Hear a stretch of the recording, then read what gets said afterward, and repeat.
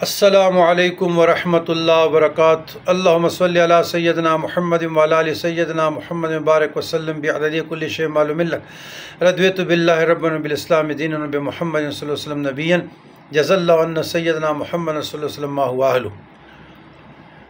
حاضرین کرام، پارٹ 2، نماز جنازہ میں 4 تکبیریں ہیں۔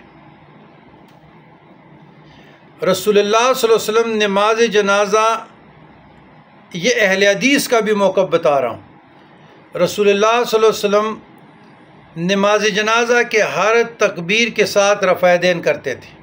اس طرح اگر آپ عرب میں جائیں تو اور فقہاء کرام بھی کرتے ہیں، تو سوال یہ نہیں ہے رفع یدین عدم رفع یدین کا، 4 تکبیرات کا نمازوں کا ہے۔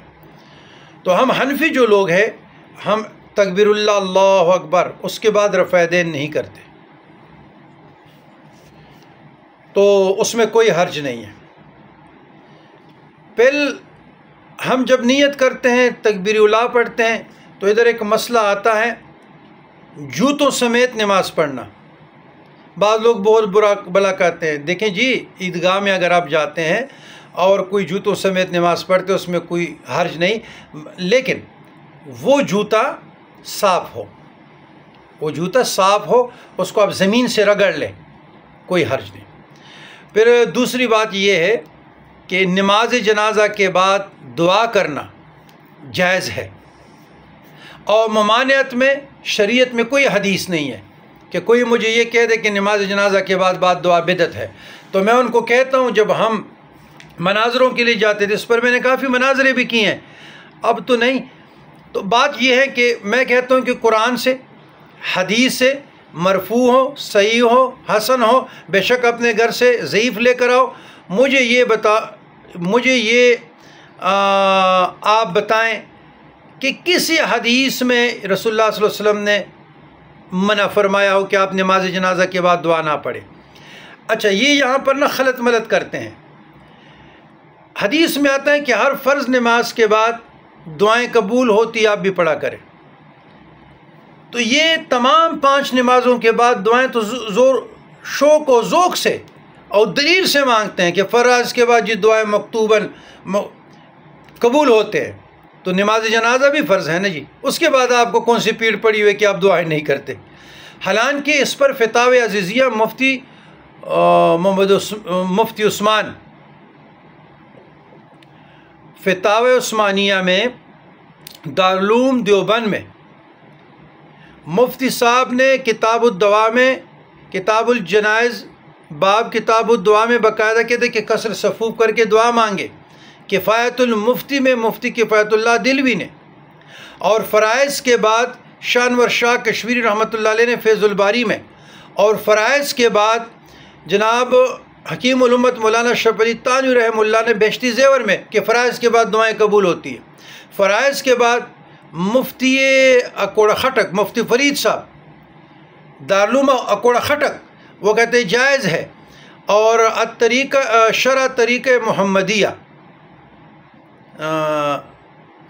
حدیقۃ الندیہ مولانا محمد یعقوب غرغشتی رحمہ اللہ، بہت بڑے آدمی تھے، تو انہوں نے کہا کہ نماز جنازہ کے بعد دعا جائز ہے۔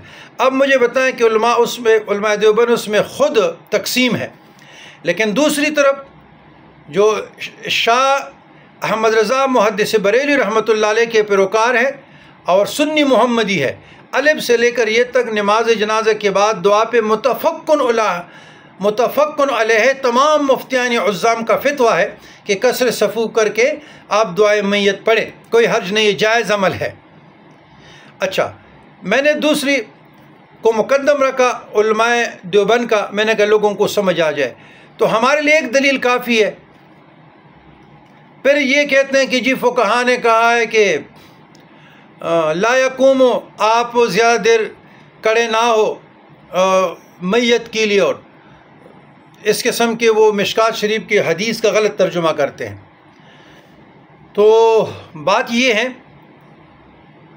کہ نماز جنازہ کے بعد دعا جائز ہیں، اس کے ساتھ آپ کسر صفوف کریں، یعنی صفوں کو ایسے کریں، سورۃ فاتحہ پڑھے، سورۃ اخلاص پڑھے، سورہ تکاثر پڑھے، زلزال پڑھے، درود شریف پڑھے، استغفار پڑھے، تمام حاضرین مجلس اللہ کی بارگاہ میں ہاتھ اٹھائے اور میت کے لیے دعا کریں۔ مستحسن عمل ہے، بہت نیک عمل ہے، بہت اچھا عمل ہے، اور الحمدللہ یہ فقیر حقیر آج تک میں جہاں بھی جنازے پڑھاتا ہوں میں اس کو پہلے کہہ دوں کہ نماز جنازہ کے بعد دعائے للمیت ہوگی، اگر دعائے للمیت نہیں ہے ہم وہ جنازہ نہیں پڑھاتے۔ اچھا، یہ تو ساتھ ساتھ مسائل آتے ہیں وہ بھی بتاتے ہیں۔ اس کے بعد جب ہم نماز جنازہ پڑھتے ہیں تو ہمارے ہاں رواج ہے،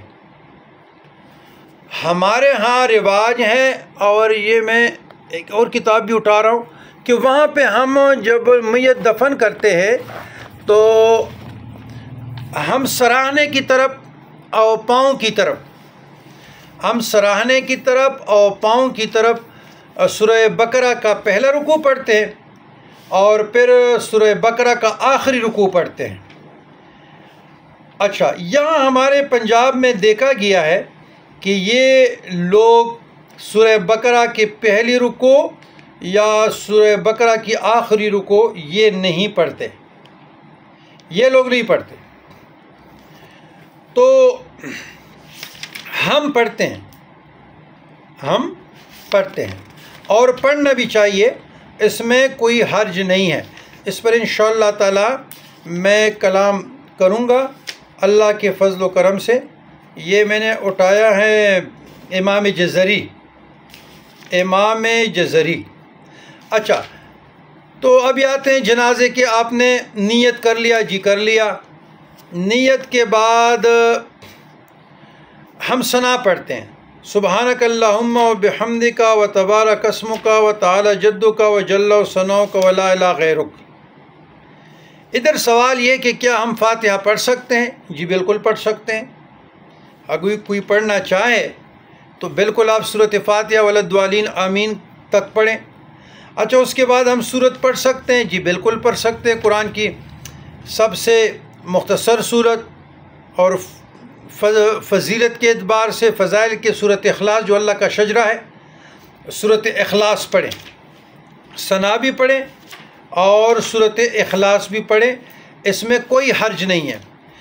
اچھا، اس کے بعد ہم پڑھتے ہیں اللہم صلی علی محمد وعلی آل کما صلیت وسلمت وبارکت ورحمت وترحمت علی ابراہیم وعلی آل ابراہیم انک حمید مجید۔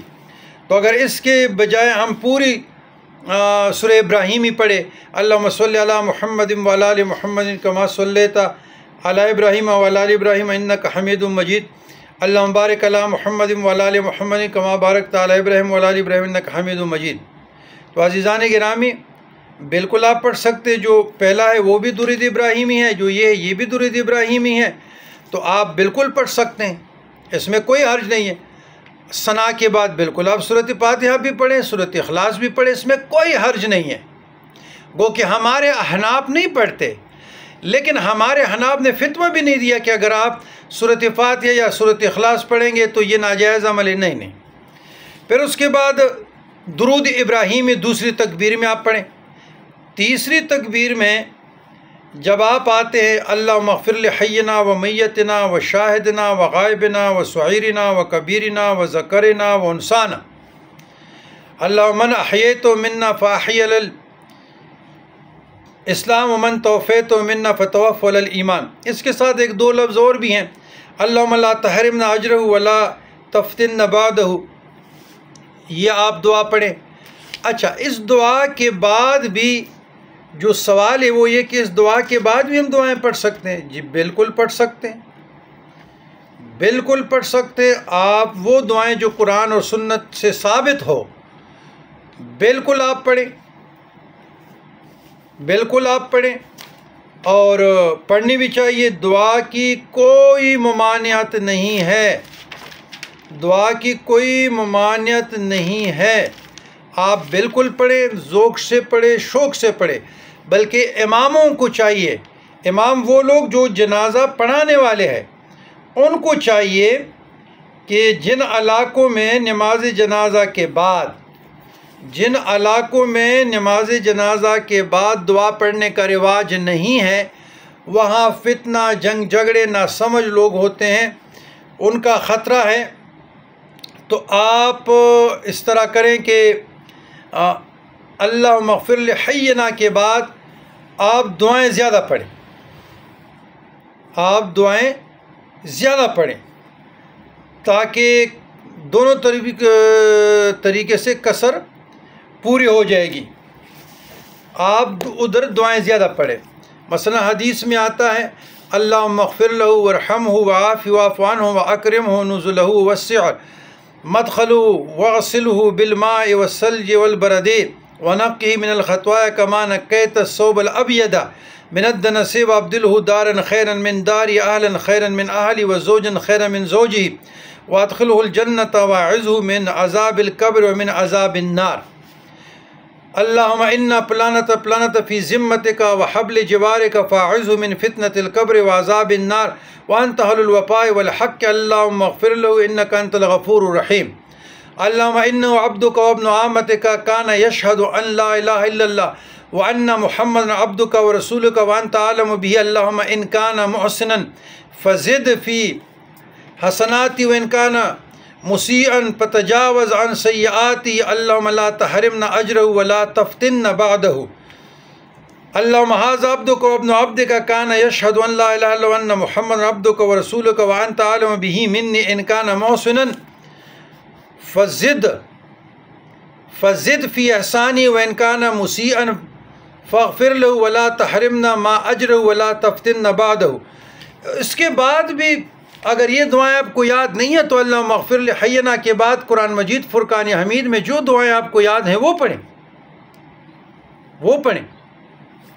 اچھا جی، دعائیں جتنی بھی زیادہ ہیں، لیکن دعائیں مغفرت اور بخشش سے جو ریلیٹڈ دعائیں ہیں، مثلا اللہم ربنا آتنا فی الدنیا حسنۃ وفی الآخرۃ حسنۃ وقنا عذاب النار، ربنا ظلمنا انفسنا وان لم تغفر لنا وترحمنا لنكونن من الخاسرین، ربنا اغفر لنا ولاخواننا الذین سبقونا بالایمان ولا تجعل فی قلوبنا غلا للذین آمنوا ربنا انک رؤوف رحیم۔ یہ دعائیں بالکل آپ پڑھ سکتے ہیں۔